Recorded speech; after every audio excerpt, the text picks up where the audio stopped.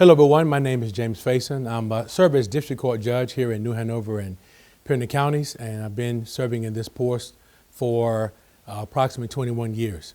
It has really been my honor and privilege to do so, and the areas that I preside over are Family District Court, Criminal District Court, Civil District Court.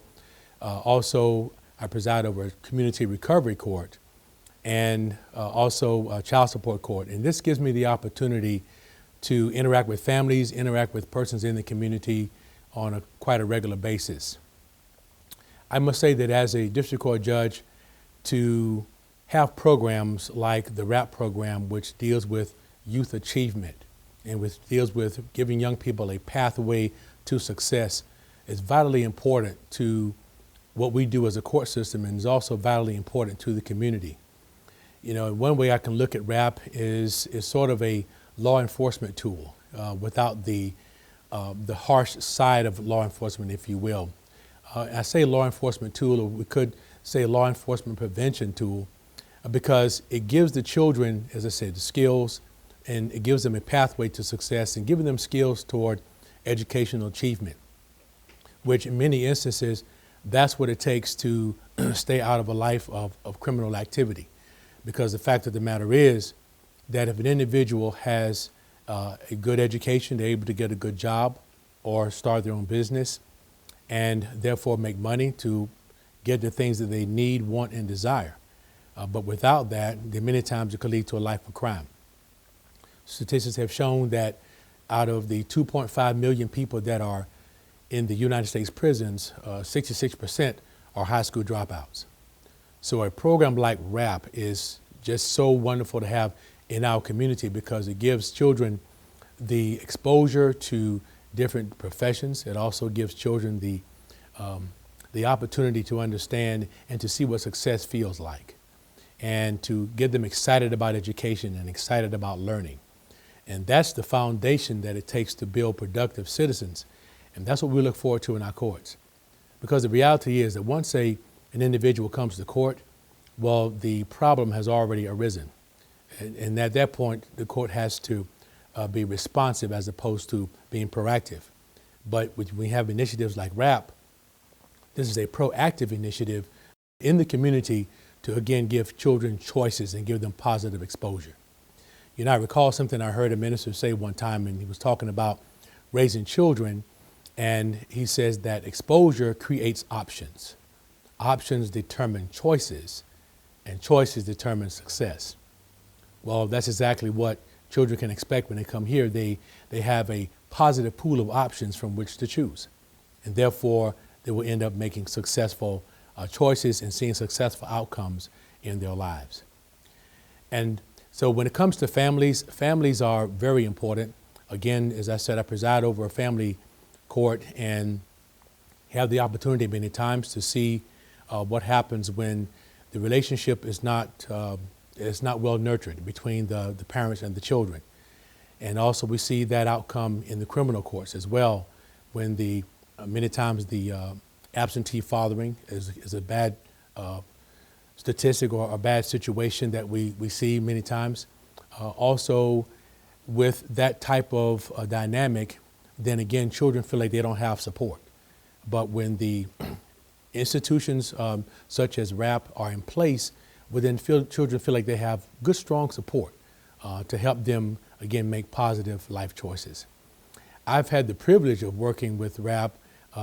Brother Darrell, as I like to call him, he is quite a visionary and has a deep, deep, strong, powerful passion for children.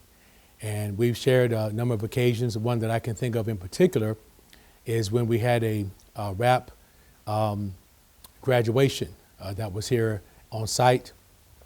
And they had the privilege of coming and speaking with the young people and talking with them about, you know, making good life choices, and talking with them about just, you know, seeing the fact that they can become successful in whatever they pursue, as far as working hard and pursuing their dreams and seeing themselves in a positive light.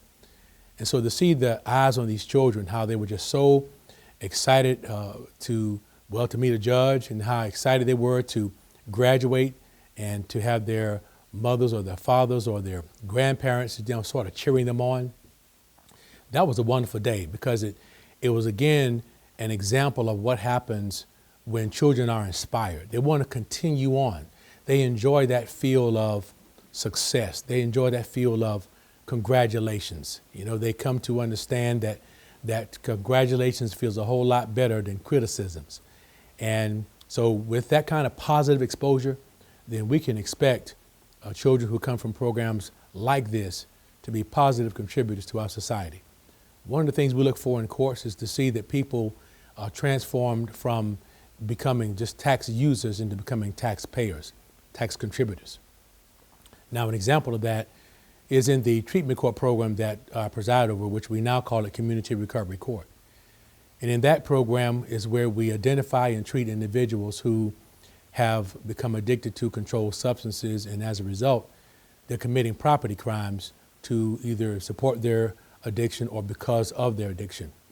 But rather than throw these individuals in prison and just send them away, and as we say, throw away the key, we take the time to identify them first of all, and then to invite them a place in the program.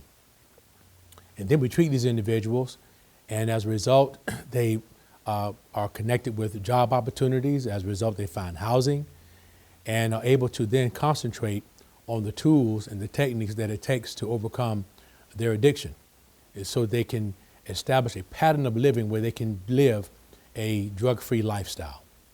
So to see those kind of outcomes, again, is one of those things that just remains as an encouragement to continue on with the work that we're now doing. I realize as a current day professional that I'm not going to be here always, and I need someone to take my place. And so that's what WRAAP, again, is one of those initiatives, one of those pools, one of those efforts in the community with the leadership of Brother Darrell and his staff and different ones working with the children. They're preparing young people to become replacements for us. And I feel good about it. So when we look at the slate of children coming from a program like this, then I can say our community is in good hands. Our nation is in good hands. We have a bright future ahead of us because these children are being prepared. They're receiving one of those tools, one of those building blocks to help make them productive and successful citizens of society. So with that, thank you so much for giving me this opportunity to speak with you and to share a word of encouragement to our youth. And I will say this in closing to our youth, that preparation plus opportunity equals success. I want you to keep that in mind, that preparation plus opportunity equals success. If you prepare for workforce, if you prepare educationally, and prepare even in attitude, then one day the opportunity may come where someone may offer you a job, or offer you a business venture, or offer something where you can apply those skills that you prepared yourself for and acquired, and they all come together, well, then that would equal success. So may God bless you, and may you continue working hard on your personal development, and may you continue believing that whatever you put your heart and mind to, you can do. And with that, have a good day. Thank you.